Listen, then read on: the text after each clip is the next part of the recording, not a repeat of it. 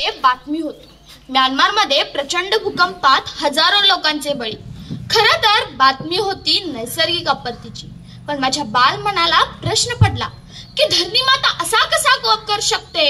मग कोरोना सारख्या भयंकर महामारीचं काय? ही नैसर्गिक आपत्तीच मानायची का?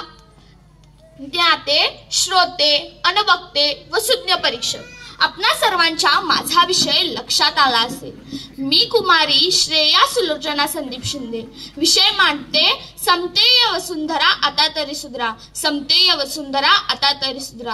अहो, वसुंधरा म्हणजे काय? वसुंधरा म्हणजे ही आपली पृथ्वी, जी आपल्याला अन्न देते, पाणी देते, हवा देते, झाड देते, नद्या, सागर, डोंगर देते, सगळं काही देते। ही पृथ्वी म्हणजे आपल्या सर्वांची आईच आहे। मग विचार करा, जर आपली आई आजारी असेल तर आपण शांत बसू शकतो का? नाही ना। पण आज आपल्या वसुंधरा मातेची ही तब्येत बिघडत चालली, कारण आपण प्लास्टिक फेकतोय, झाडं तोडतोय, पाणी वाया घालवतोय, प्रदूषण करतोय। म्हणूनच वसुंधरा दिन आपल्याला सांगतो, थांबा, आता वसुंधरेचं रक्षण करा। गेले काही वर्ष आपण पाहतोय पृथ्वीचं तापमान वाढते, देशोदेशीच्या जंगलांना आगी लावण्याची स्पर्धा सुरू आहे।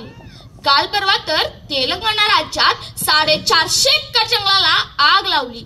पशुपक्ष्यांचं काय झालं असेल? एकीकडे औद्योगिकरणाच्या नावाखाली डोंगर फोडण्यास सुरू आहे, तर दुसरीकडे रस्ते, इमारती आणि औद्योगिक प्रकल्पाची पावलोपावली पायाभरणी। पण मला सांगा, विकासाच्या वाटा शोधताना जगण्याचा मार्ग संपतोय, याचं काय? रोजगाराची संधी जरूर असायला पाहिजे, पण यासाठी पहिल्यांदा जगायला पाहिजे। कॅलिफोर्नियाच्या जंगलाला आग लागली, चर्चा फक्त एकच, या अभिनेत्याचं इतकं नुकसान झालं, त्याचं इतकं नुकसान झालं। अहो, पण या वसुंधरेचं काय झालं? कुणाच्या लक्षात येते का? कोरोनानं साऱ्या जगाला शिकवलं, पण माणसानं त्यातलं काहीच घेतलं नाही। म्हणूनच म्हणतात, मी माझ्यासाठी जगतो, मी माझ्यासाठी मरतो, मी माझ्यासाठी जगतो, मी माझ्यासाठी मरतो।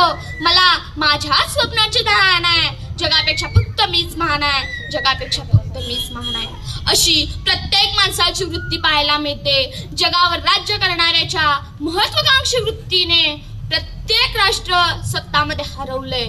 अर्थातच भूकंप असो वा अन्य आपत्ती, यामध्ये चूक कोणाची हा प्रश्नच येत नाही। माणूस म्हणून आम्हालाच सत्तामध्ये बदल करायला हवा।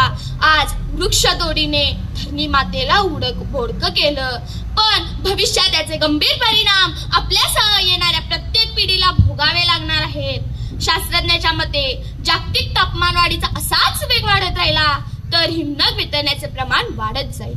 अहो, बोलणं इतकं सोपं वाटतं का? मग समुद्र किनाऱ्यावरच्या शहरांचं आणि देशांचं काय होणार?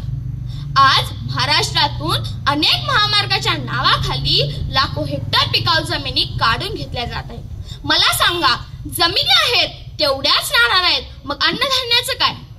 सोन्यासारखं अन्न पिकवणाऱ्या जमिनी अशाच जात राहिल्या तर उद्या तुमचं आमचं पोट कशावर भरणार आहे? खरं तर या व्यासपीठाला धन्यवाद द्यायला हवे, कारण एका ज्वलंत प्रश्नावर विचार मंथनाची संधी आम्हासारख्या मुलांना मिळते। अर्थातच प्रत्येकाने आपली जबाबदारी ओळखायला हवी। गोमाता, गृहमाता आणि भूमाता यापैकी अंगाखांद्यावर खेळवणाऱ्या या भूमातेला जपायला हवे। मित्र हो, एकदा एका जंगलाला आग लागली होती। पशुपक्षी आपल्या जीवाच्या आकांक्षेने इकडे तिकडे धावत होते, लोक सैरावैरा होऊन पळू लागले, पण एक चिमणी आपल्या छोट्याशा चोचीतून तलावातील पाण्याचा एक एक थेंब ती जंगलातील आग विझवण्यासाठी आणून शिंपडत होती। तिच्याकडे पाहून सर्वजण हसू लागले व त्यापैकी एक जण म्हणाला, अगं चिमणाबाई, वेडी आहेस का ग? अगं, इथं पाण्याचा पंप आणून आग विझत नाही, तिथं तुझ्या चोचीनं काय होणार आहे? पुन्हा सर्वजण हसू लागले।